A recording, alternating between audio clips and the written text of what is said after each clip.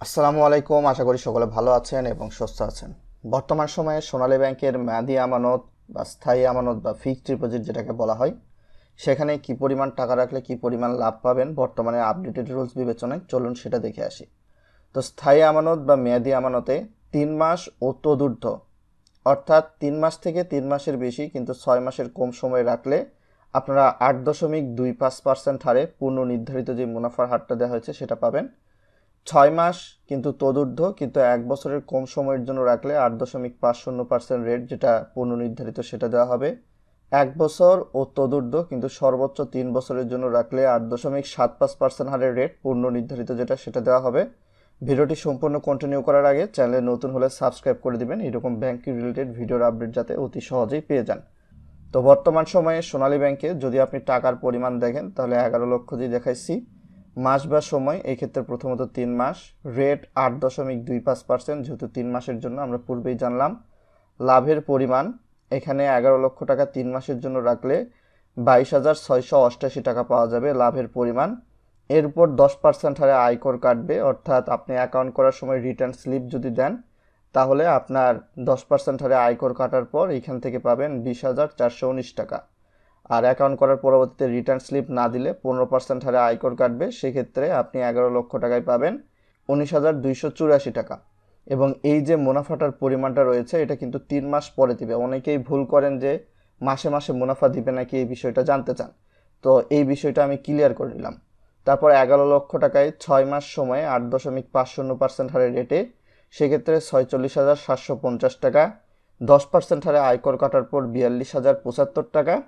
15% হারে আয়কর কাটার পর ৩৯,৩৩৮ টাকা।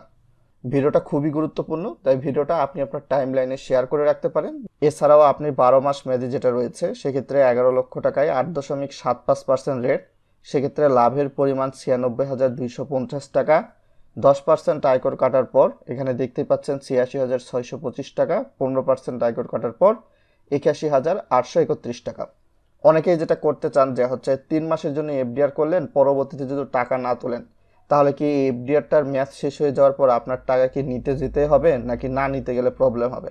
আপনি যেটা করতে পারেন, ব্যাংকে যখন এফডিআর করবেন সেটা ৩ মাস, ৬ মাস বা ১২ মাস যেই সময়ের জন্য এফডিআর করেন তাদের বলবেন যে অটো রিনিউ সময়টা দিয়ে রাখবেন।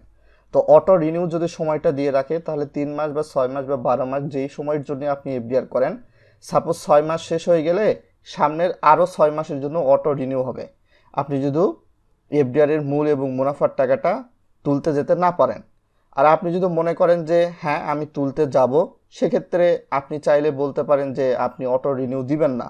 অটো রিনিউ দিলেও সমস্যা নাই, আপনি ৬ মাস পর হওয়ার মানে মেয়াদ শেষ হওয়ার পরবর্তীতে যে কোনো সময় টাকা তুলতে নিতে গেলে কিন্তু টাকা পাবেন, অটো রিনিউ যদি তোমার পরবর্তী সময়ে হয়েও থাকে, নো প্রবলেম এটা। এছাড়াও এখানে ১১ লক্ষ টাকায় ২৪ মাসে অর্থাৎ ২ বছরে ৮.৭৫% রেট, সেক্ষেত্রে ১,৯২,৫০০ টাকা। 10% আয়কর কাটার পর এখানে ১,৭৩,২৫০ টাকা। আর 15% আয়কর কাটার পর ১,৬৩,৬২৫ টাকা। পরবর্তীতে কত লক্ষ টাকার এফডিআর স্কিম নিয়ে জানতে চান কোন ব্যাংকে, সেটাও ভিডিওর কমেন্ট বক্সে জানাবেন।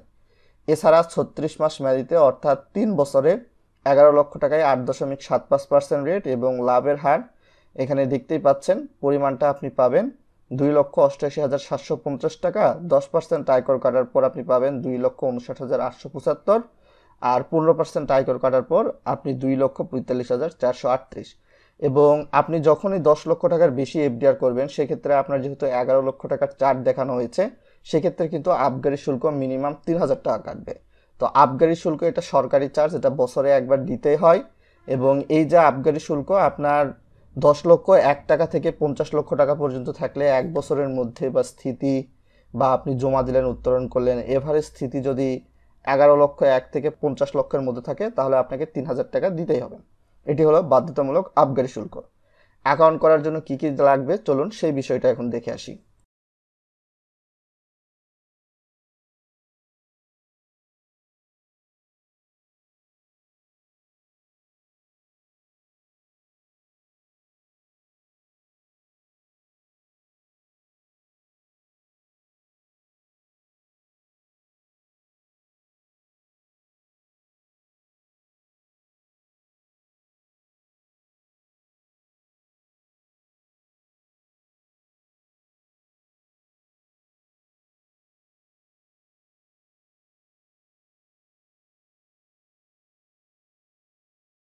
যিনি অ্যাকাউন্ট খুলবেন তার এনআইডি কার্ড বা পাসপোর্টের ফটোকপি, টিন সার্টিফিকেটের বিপরীতে রিটার্ন স্লিপ, গ্রাহকের বাসার ইউটিলিটি বিলের কপি, গ্রাহকের 2 কপি পাসপোর্ট সাইজের ছবি, নমিনি অপ্রাপ্তবয়স্ক হলে জন্ম নিবন্ধন দিয়ে করা যাবে, সেক্ষেত্রে 17 ডিজিটের জন্ম নিবন্ধন লাগবে।